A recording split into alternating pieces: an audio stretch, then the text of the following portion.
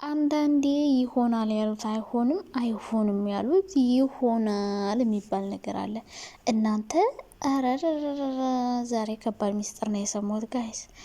ሄርሜላ ለመታየት ስትጋጋጥ ልብሷን እስከ ጭኗ ድረስ ገልጣ ተወጣጥራ በቃ ወይኔ ያን ሁሉ ድካሟን ገደል የሚከት ነገር መጣ። ገደል የሚከት ነገር መጣ። በጣም ያሳዝናል።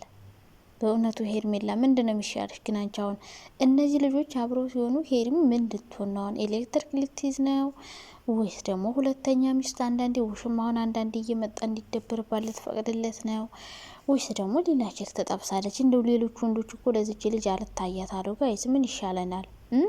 የሆነ ወንድ ጋር ብናጣብሳት እንደውችንማ ምን ማድረግ አለብን መሰላችሁ? ዝም ብላችሁ እንደው ለአብረሽ እንደዚህ እንትን ያለች ማለት ነው ሌላ ቆንጆዬ ሸበላ የሆነ ወንድ ወስዶ ከአንድ ክላስ አድርጎ እንዲወጣላት ማድረግ ነው። በቃ የወንድ አምሮቷ እንዲወጣላት አንድ ወንድ እናስቀምጥና ከሷ ጋር አብሮ ማለት ነው። ከዛ በር ትዘጋላችሁ፣ እንደፈለጋት ተሆነበት። እንዴ ምን ሆና ነው እቺ ልጅ? የምሬን እኮ ነው። በስመ አብ ወልድ መንፈስ ቅዱስ። ካሜራ ፊት የምትላላጠው ነገር የምትጋጋጠው ነገር እና ሄርሜላ ይህን ነገር ስነግርሽ በጣም አዝናለሁ ውዴ። በጣም እያዘንኩ ነው የምነግርሽ።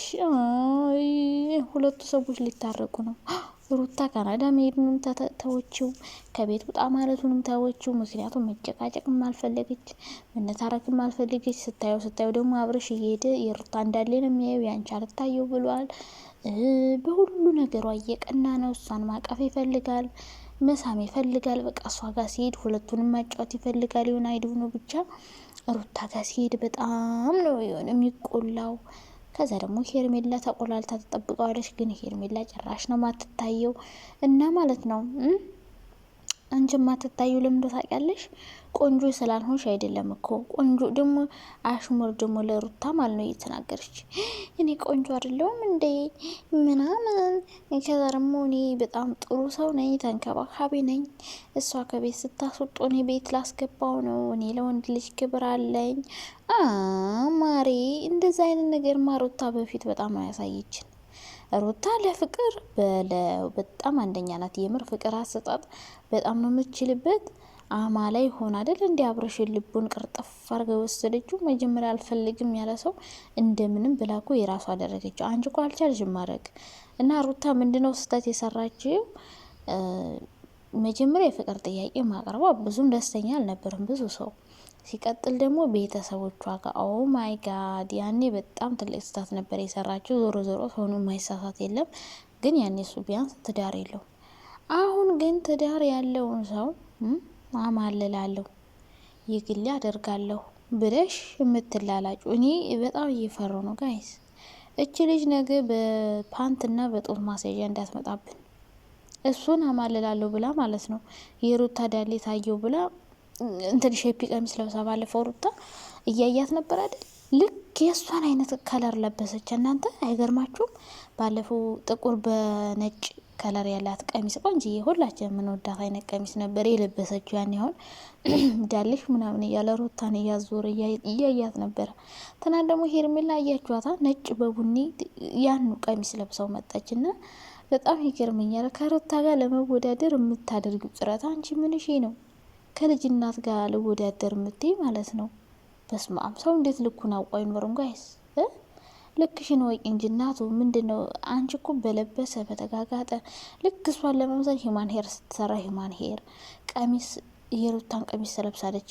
በቃ አብረሽ ያን ቀሚስ በለበሰሽ ቀን ደስ ካለችው እሷም እንደዛ በቃ እሷን መስላ ለመታየት በጣም እየጣረች ነውና ልጁ ደግሞ እያየሽ አይደለም። አሁንም ቢሆን ሩታን እንደሚወዳት ነው እንግዲህ። ምክንያቱም በቀደም አይታችሁታላ ቪዲዮ ላይ ሲሰማት ምናምን እና ሄርሜላ አንዳንዴ ማለት ነው በቃ እኛ ሴቶች ክብራችን በቀላል እንደሚያገኙን ካወቁ ወንዶች ለወንዶች በጣም የሆነ እነሱን በጣም እንደምንወዳቸው ካለነሱ መኖር እንደማንችል ካወቁ ማለት ነው ሽንቴ መሬንዳ ነው የሚሉት።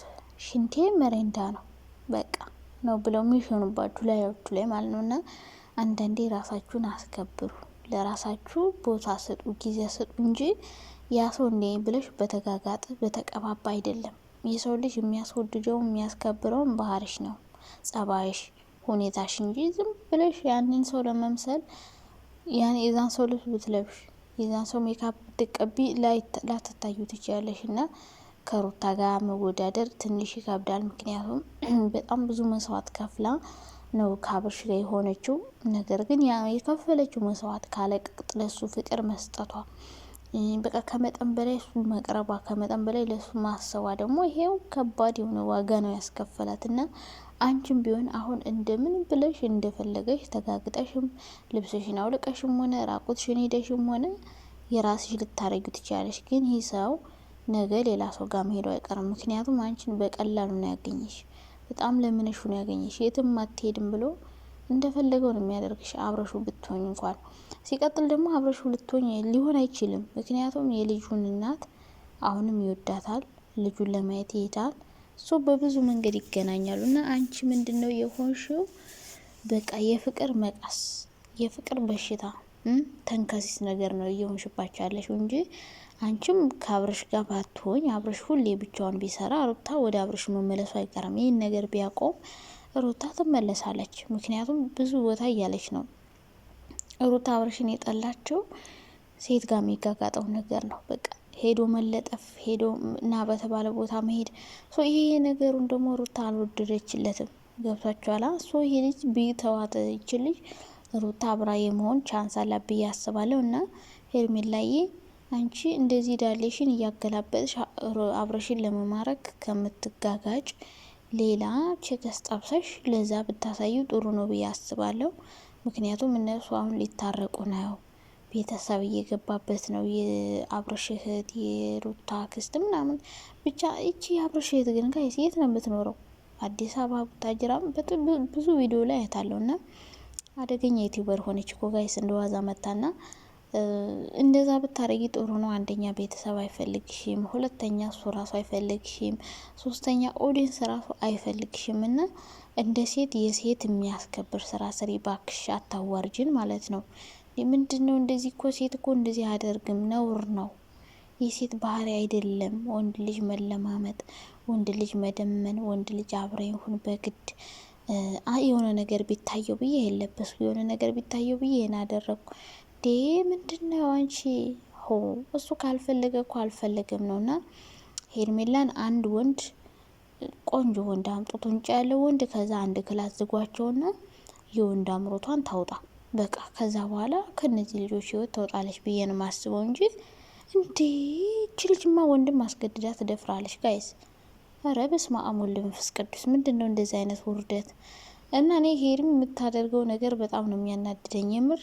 በፈጣሪ ስም ሴት ልጅ እንዴት ነው በዚህ ልክ ራሱን የሚያዋርደው? ግና ወይ መፈመስ ተፈልጎ ነው ወይ ደግሞ እኔ አይዶ ነው ለምን እንደዚህ እንደምታደርግ። ቤተሰብ ስለሌላት ይሆን? እውነት እኮ ወንድ ጠፋ አይደለም። እሷን እኮ የኔ እኮ በጣም ነፍ ብዙ የሚፈልጓት ይኖራሉ። ግን እሷ ደግሞ ፍላጎቷ አብርሽ ሆነ ማለት ነው። የሚፈልጉሽ ጋር ሂጅ ማሬ፣ የማይፈልግሽ ጋር ከምትደክሚ የሚፈልጉሽ ጋር ሳትደክሚ ሂጅና የወንድ አምሮትሽን ታወጭ።